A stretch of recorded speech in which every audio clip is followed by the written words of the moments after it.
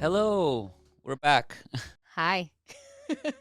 Okay, so this is our fourth podcast, right? hmm Well, thank you for everyone that has been, listening or watching in YouTube. We've gotten a lot of messages from people asking, for us to talk about specific topics. And I have to say that the one that we got the most, do you know which one? You have any clue? How to work with you. No. How to work with me. No, that's so unfair. No, it was actually how to work with a spouse, Ah, not me specifically. yeah. Let's just make sure, because that Okay. sounded a little bit of an attack. Um, How s- do you work with that guy? That's the top question we are getting asked.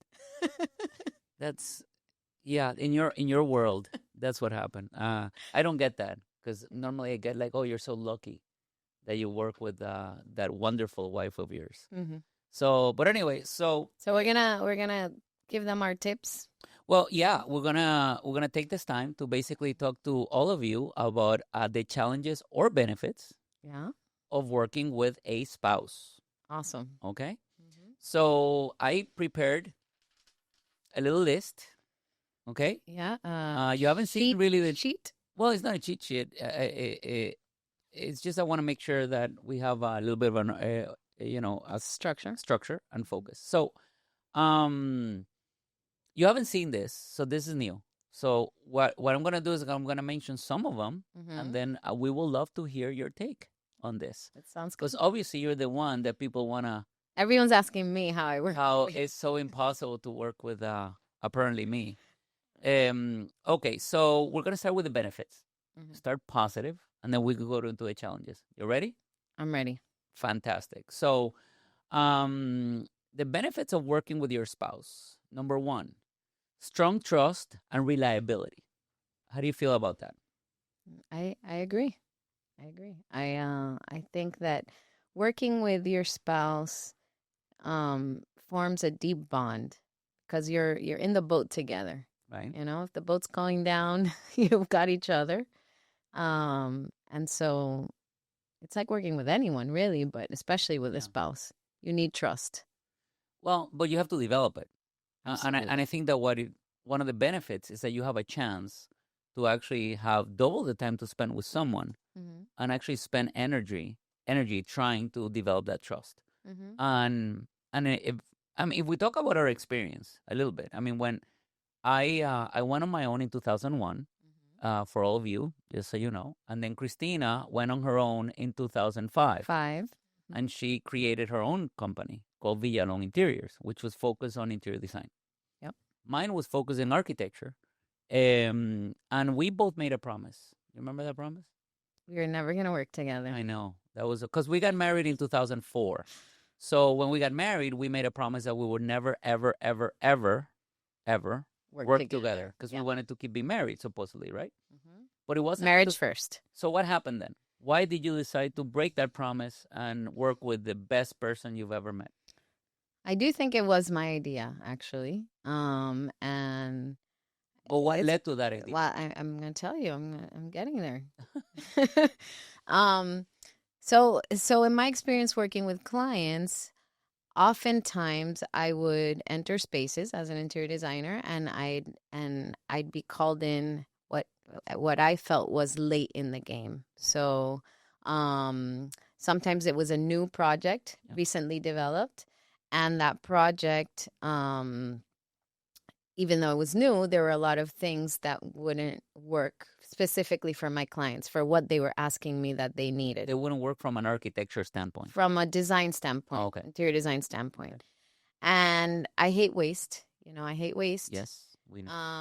And Christ, so I know. that was very difficult because as in order to please my clients, I had to basically recommend that they tear down something or change something that was new.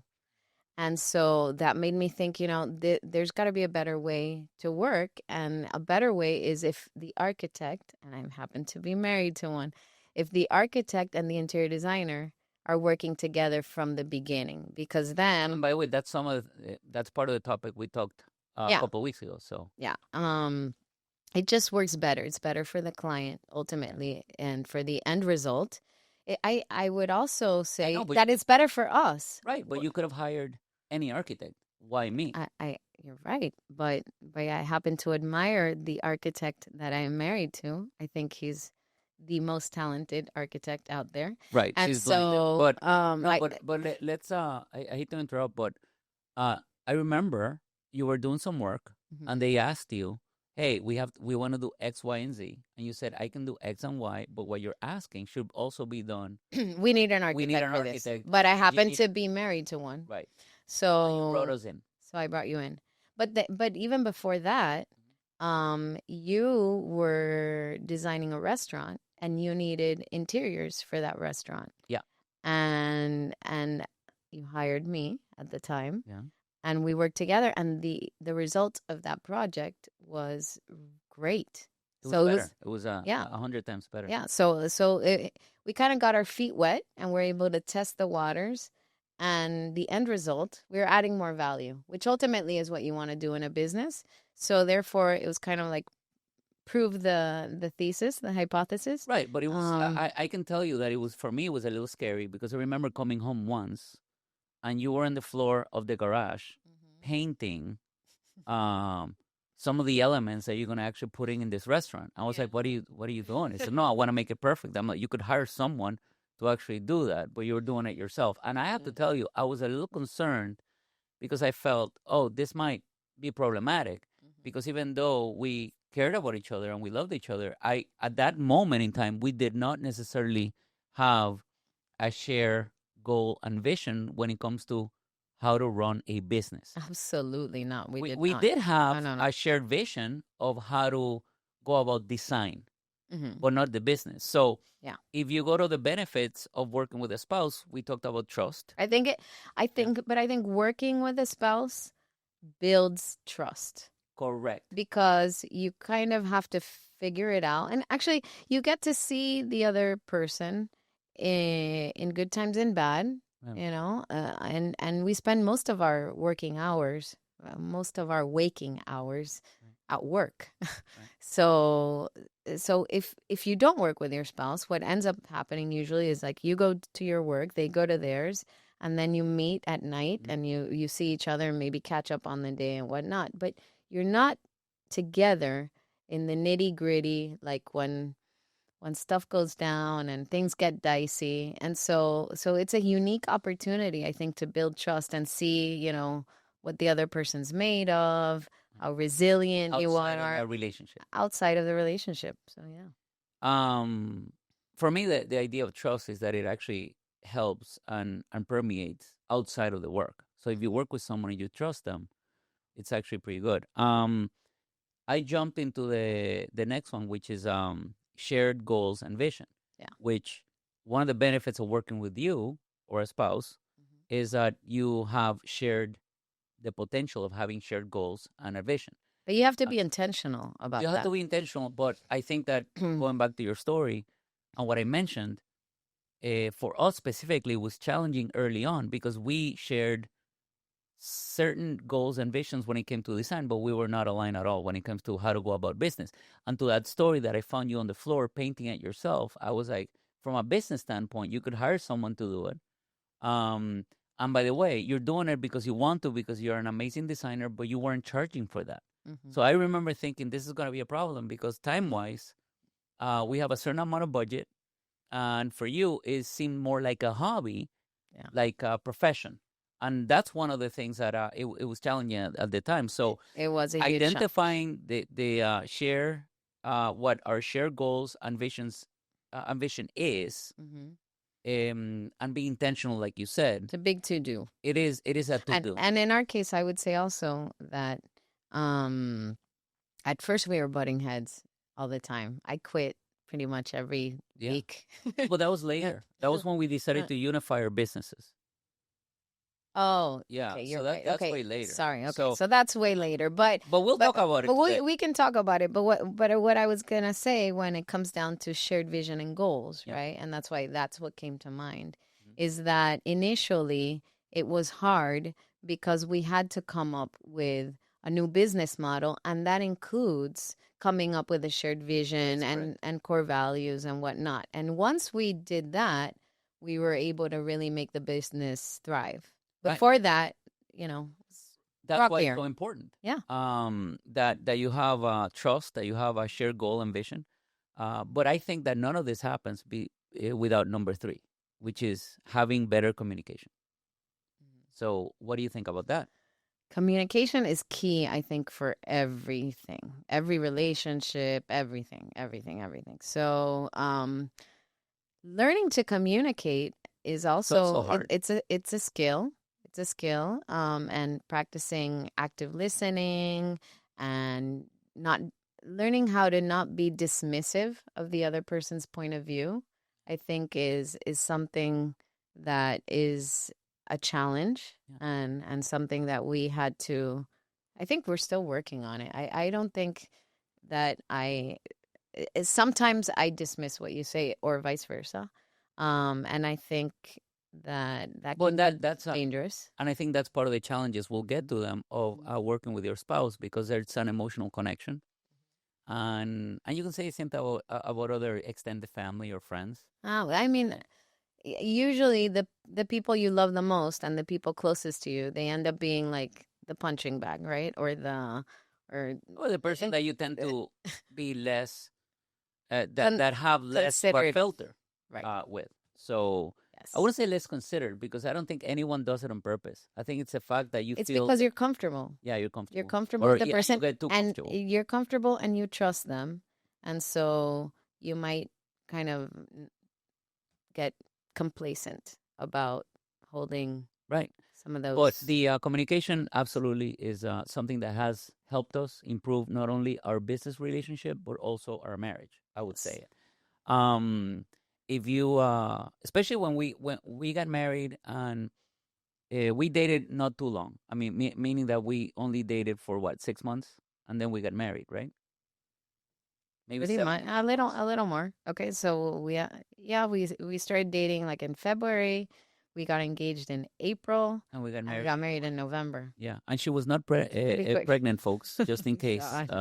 No, I was not pregnant. But anyway, but the thing is that we both When found you each know, other. you know.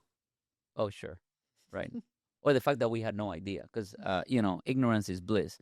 But okay, but the point is that we are different people, and then getting to that point in which you find a partner, you have to learn how to communicate. And I would say that the first 2 years of our marriage were challenging, also in that communication side. And I believe that Hell also, yes, guilty. right now, both of us. I always say that I don't know how many doors you could have broken Ugh. because you used to slam the I doors know. all the time. I'm actually embarrassed to admit that, but yes. You I know, feel bad for the okay, door so hitches, but here's a Chris note. Here's a Chris note. I was listening to a podcast yesterday, of course. And they were talking about how important it's all big emotions, right? We all have big emotions. And the issue is not having the big emotions. It's having and learning the skill set to manage those emotions. right. And I think when we first got married, I was young. I was 26, 27. And I think I still had a lot to learn about managing my emotions. And that skill set had not been completely developed yet. And so we have very different styles. I think that you like to deal with things at the moment. I needed time to cool off before I could Yeah. engage in conversation. But you would push me, so you would push me to have the conversation. It's like, no, I want to talk about it now. I'm like, I don't want to talk about it now. Like, give me some space. And but I didn't know how to hold that space, so I would just slam doors. Yes. Which is I, so embarrassing because now I see my teenage daughters slamming doors and I'm like, oh, I, like I deserve that because, I up until the other day I was doing the same thing. I don't know. I remember thinking that it was a little funny, to be honest with you. Yeah, But I didn't think it was funny at all. I know. Um, Okay, so but yeah. let's go through them again because we're almost there Mhm. on the when it comes to the benefits of choosing to work with your spouse. Okay, So we talked trust. about trust. We talked Mhm. about a shared goal and vision. Mhm. We talked about the fact that in our case, it was definitely helped us to actually better communicate. And I will say something before we continue. When you work with someone from 9 to 5 or 9 to 6, whatever, and you have a fight at home about something personal, and you have to work with that person right away, that same day, you can't wait. Like you're saying, Now you learn. you have to learn how to deal with it at the moment because you can't not bring that to the office. So you have to force to communicate. And I think that has been an excellent a benefit of us working Practice together. for me. Practice makes progress. So Yeah. like before, it was harder, and then but the more I practiced, the easier it got. Agreed.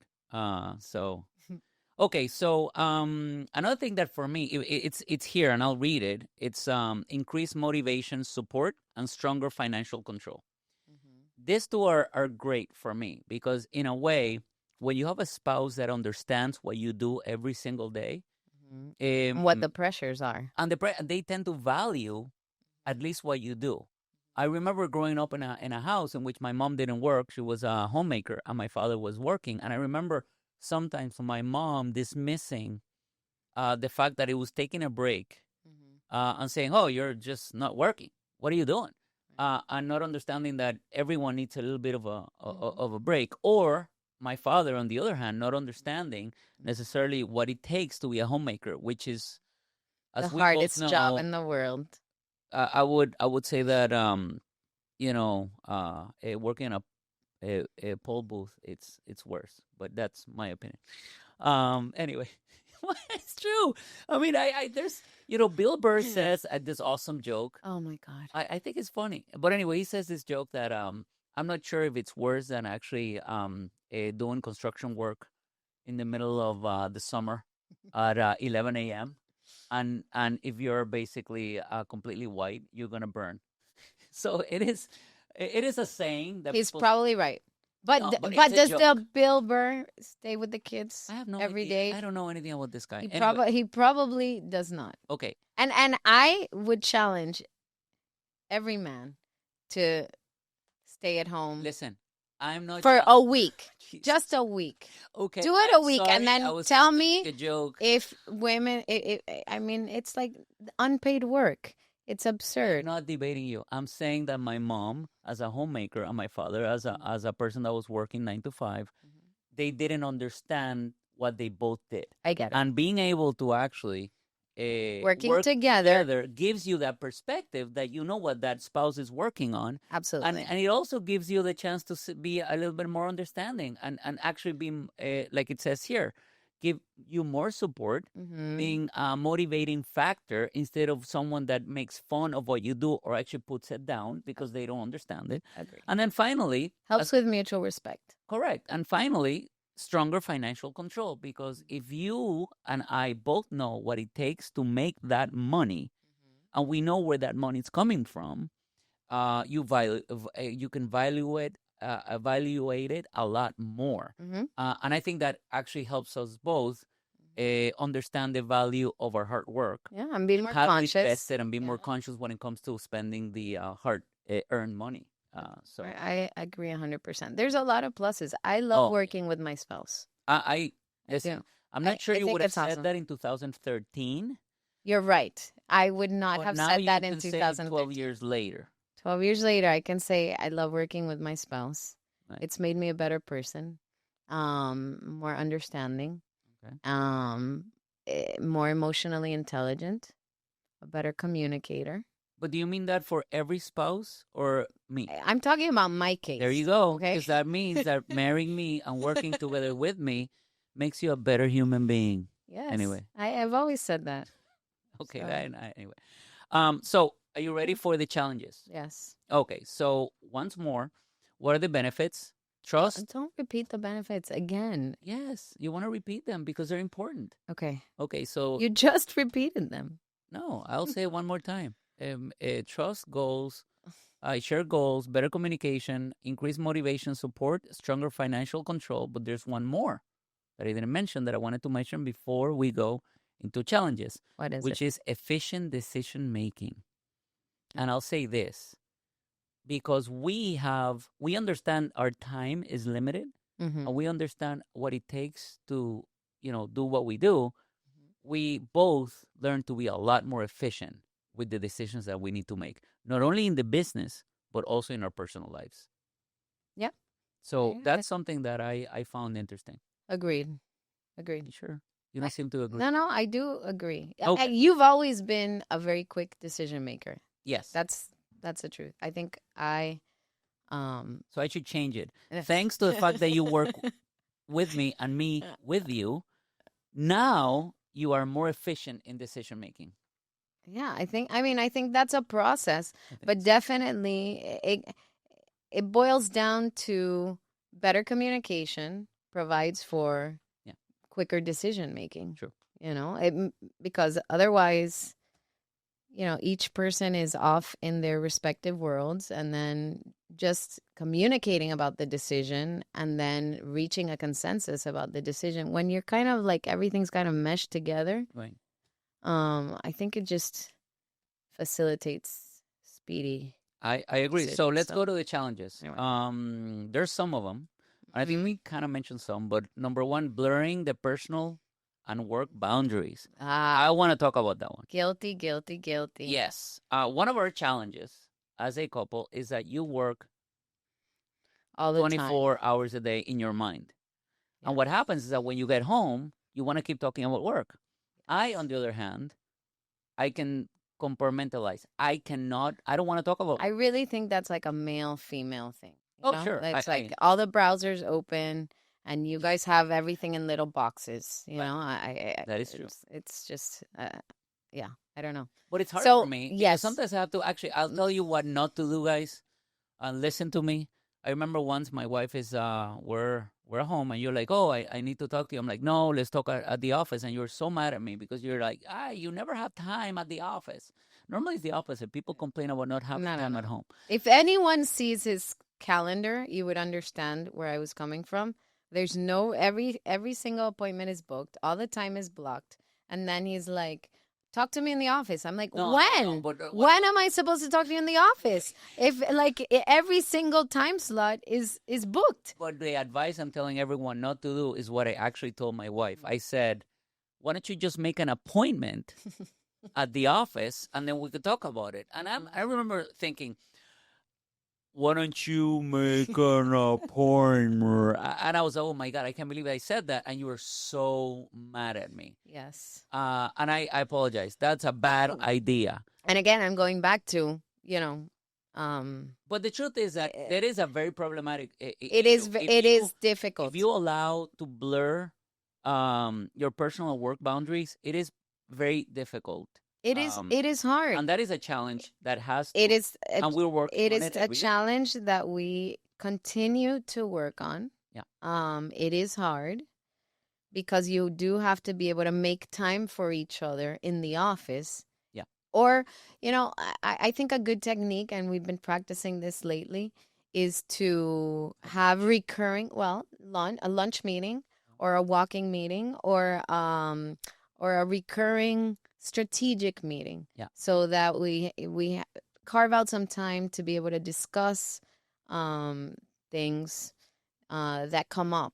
Yeah. Or another good technique is to actually leave time in your calendar so when things come up, you could be interrupted. But that's a whole different topic. That is your technique. We can do a podcast on that. Yes, we can. But again, that is a thing that we have to continue to work on, and it is a challenge. Another one is power struggle, and I want to be clear about that because when we started, we decided to, like I mentioned before, in 2001, I went on my own. Cristina went on her own in 2005. It wasn't until 2012, really, 2013, that we decided to merge both businesses. And as you can imagine, that was very difficult because Cristina owned her business. She was the president. She had a group of employees. I was leading my own company. I had my group of employees. And it wasn't only merging you and I. It was merging the teams, philosophies, visions, missions, clients, business strategies, clients. It was a very, very, and we can actually talk about that on a completely separate podcast, only how difficult that it was. But it created a power struggle because we had two basically people that were the bosses of other people. Right. And at some point, they weren't sure who they were supposed to talk to. Right. Well, a big challenge was that if you said something and then I said the exact opposite, they're like, who do I listen Who to? do I listen to? You know, so yes, something to be mindful of. I think I would say it's not so much of a power struggle or as not clearly defining the roles. Correct. Yes. Yeah. You need to clearly define roles and understand, you know, what are you going to take care of? What am I going to take care of? Preferably each person in their zone of genius. Right. And so and when that's clearly defined, I think that helps And that takes time. Sidestep a lot of the challenges and the hurdles. But it does take time. It does take time. And you have to be intentional about it. You have to be intentional, but I will say that also, let's talk about this from a male and female perspective, okay? Because if you're a male and you're the president of the company, and now your wife becomes the vice president, what happens is that you might continue some of those business decisions, or they might, blend at home, in which I'm the president of the company. Apparently, I'm also the president of my house. And that is something that it is very challenging for women. And men have a tendency of actually, I always say that taking over. No, I wouldn't say taking over, but I think that I do believe men, for whatever reason, I'm not a psychiatrist or a psychologist, but they only need 10% of knowledge to pretend that they know 100%.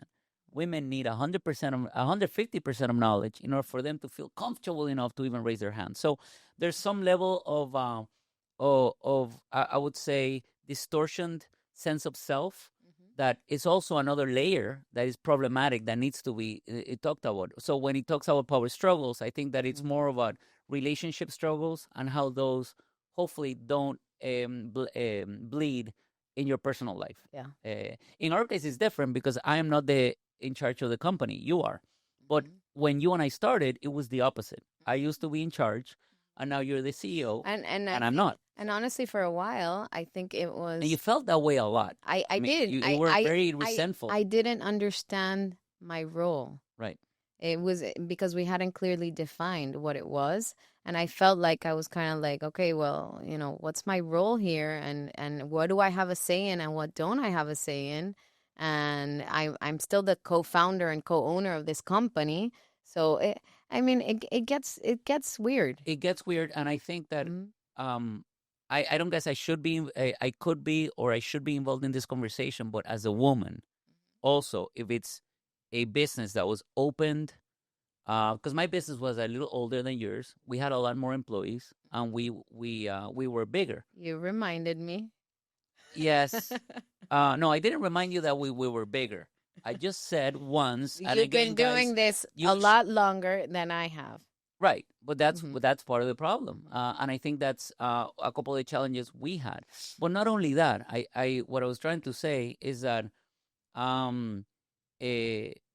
you were hurt often because you felt that I would demean what you brought to the table early on. Dismiss, yeah. Yeah, I was dismissive. And by the way, at the time, I don't think I noticed it. But as we continued to work together, I realized, and I became a little bit more self-aware, that I was not doing it on purpose, but I was absolutely doing it. And in a way, I was actually taking away your sense of security. No, well, but your sense of security. Yes, absolutely. You're right. Yeah.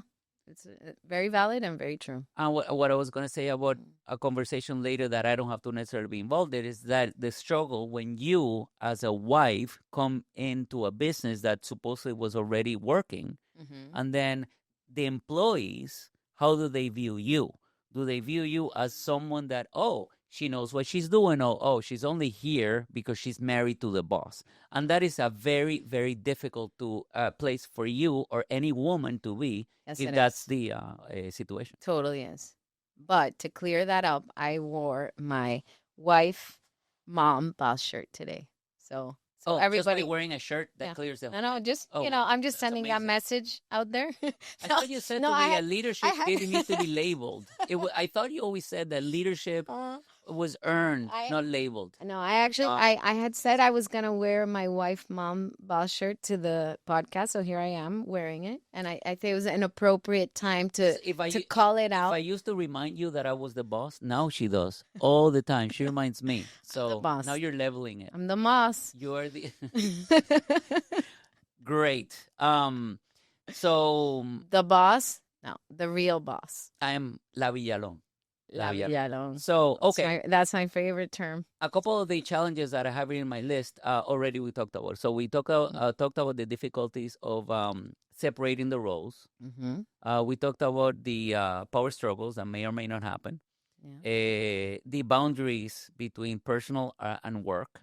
But there's one here that I have that is the financial risks. Because now, when you work with a spouse, or what happens is that all your eggs are in one basket. Yeah. So that is always something that for me was scary. It's scary when we made the choice to unify Yeah. both our businesses.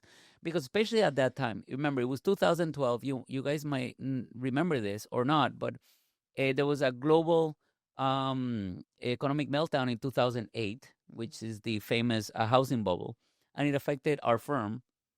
Why did Affected everyone. Yeah, well, affected everyone. You're right. But specifically at that time, architecture was very much affected. Interior design, though, Less. it was less affected, especially when it came to retail. A lot of retail stores needed to continue to, That's how we survived.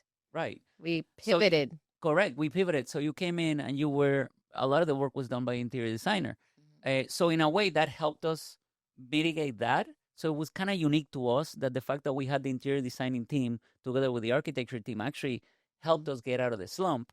But as a generic comment, when you have one business and one source of income for the whole family, and both people are working on the same source of income, and maybe even their kids and your grandkids, there's always that worry that all your eggs are in one basket. It's a challenge, and it's is scary. And I think you have to different piece of advice, but to try and diversify your income streams. And I think that's another thing that we could. It's another podcast. It's another podcast. But two things. And you, I think, alluded to that. The challenge of the team members when you have a husband and wife or God. a spouse. I feel sorry for them. I feel bad for them because. Feel? No. Nowadays, Okay. well, yeah, no, I don't feel bad for them now. It but used to be but more when I challenging. think about some of the things that they had to kind of sit through because you and I couldn't control ourselves, and we're in the middle of a brawl, and they're just sitting there oh God, Well, let's give some context. We design together. So what happens is that we have. It gets very passionate. Right. Okay. We're designing, I'm drawing, you're drawing, and we're basically having a very and when we're drawing, Ricardo will not allow me to touch the piece of paper. If I point at the piece of paper that we're sketching on, you are so okay. mean. He'll be like, "Stop touching the sketch." And you smudge it. You smudge the piece of paper. It's a pet peeve. This is what I mean. Right. Yeah. But what we've done is to basically find ways for us to be able to do it. So now we normally do it alone. You and I. And then without them, and we still have the smudging argument. Right, but we work separate. But nobody's watching it. Nobody. I mean, we're telling you about it now, but nobody is there to get uncomfortable while it's happening. So the challenge was 12, 13 years ago that we weren't used to working with each other, and we had to basically be self-aware again.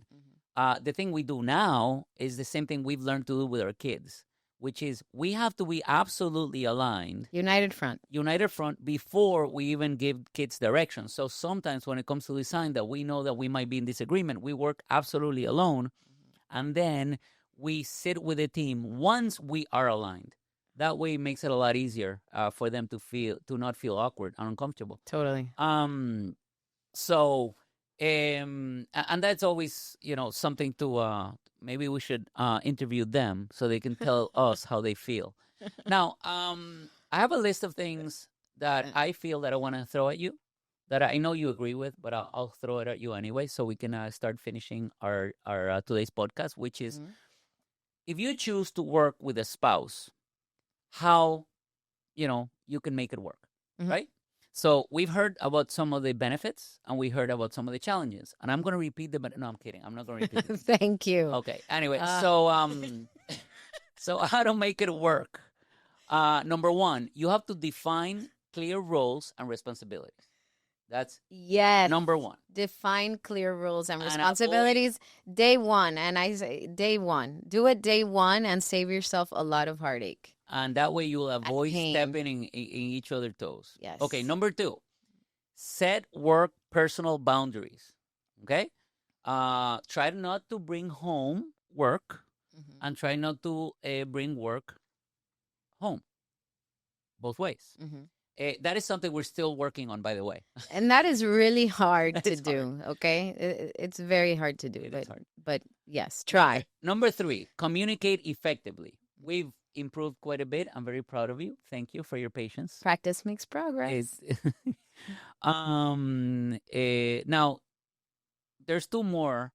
Take some time apart, which I think that we're Well, starting to. I think that is actually very important. I think that each of you should develop individually, even as much as I love to hang out with you, by the way, baby. And I used to spend all my waking hours with you. Working and living together and the kids and traveling. But it's nice to have your own time, spend some time with your friends, spend some time alone. I think be intentional about the time you want to allocate for yourself and your friendships and your private friendships, personal friendships. I was having a conversation yesterday, by the way, about the fact that you have your PIN number for. I mean, your what is it? Not your PIN number. Your phone. On my phone, the PIN to lock the phone. Right. Yeah. Well, just so you know, Cristina has a it's a private PIN. It's a private PIN, so no one can enter her phone. I don't know the PIN. If she disappears and I have her phone, I can't open it. I have no idea. I'll put it in a folder or something. I don't mind. My point is that my three girls are in shock that you never gave me the password. My password you have. All my kids have my password. I don't care. I don't remember what yours is, but I know that I can figure it out. My point is that the person I was talking to yesterday or 2 days ago said, "You don't have your wife's password?" I'm like, "No." And she has yours? I'm like, "Yeah." And you're not annoyed? I'm like, "No, I'm not annoyed and I don't care." And he's like, "Oh, you know what? If I would have been you, I would have just changed my password just to spite her and not give it to her." I was like, "Oh, maybe 20 years ago, after 20 years of marriage, you have to choose your fights." And I'm not going to fight. Well, but it's true. Honestly, what I'm saying is that we have our own boundaries. I changed my passcode because of the kids, because I didn't want them to get into my phone. You consider me a kid? No, time out. I will happily give it to you. I just don't want to give it to them. You know how many times I've asked for it and you said no privately? This is you can't lie.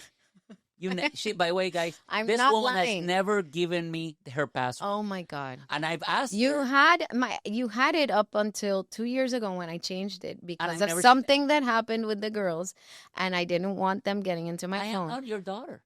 I will give it to you. I'm saying I don't want it, but don't lie. You've never given it to me. Oh so okay, now and finally, because we're almost done. So you want me to repeat them again? No. Okay. Good. You have to have an exit plan. And let's talk about this, okay? I don't know. I don't have an exit plan. From marriage? No, I'm not talking from marriage or from the business. Listen, okay. Me and you, stuck like glue. Oh God, you're so cheesy. Oof, cringy. Listen, I'm not asking you to divorce me. I'm not asking you to have an exit plan from our marriage, but as we continue to grow a business. And as we continue... Exit plan for the business. Yes, that's what it means here. So I will repeat them. How to make it work. Number one, you have to define your roles and responsibilities. We're in agreement. Number two, you have to set work personal boundaries. Absolutely true. You have to communicate effectively. Yes. You have to take some time apart. And finally, have an exit plan. What that means is that you have to think of what is the worst case scenario. And we do. For example, in our business, if something happens to me, we have the insurance, we have other things, we have partners. So that's what this really means. It's not that for you to leave me or to sell the business. We're just talking about having an exit plan. Start your side hustle, girls. if something happens to you independently or to me, because obviously that can't affect the business. Okay? Or the family. Well, we're talking about the working with a spouse. Yeah, but when you're working with a spouse, something affects the business, affects the family. True. Even though it says clearly that you have to have boundaries. Yeah. But that's something different. Okay. But it all blurs. So anyway, okay. So we're done today for today, but I'll say that this is a much longer conversation. And if you guys are interested, just keep sending us messages. And if you want to know more information, we can do a second part. And be more intentional about some of the things specifically that we had to deal with. Or we can share more of our pain. Yeah. No.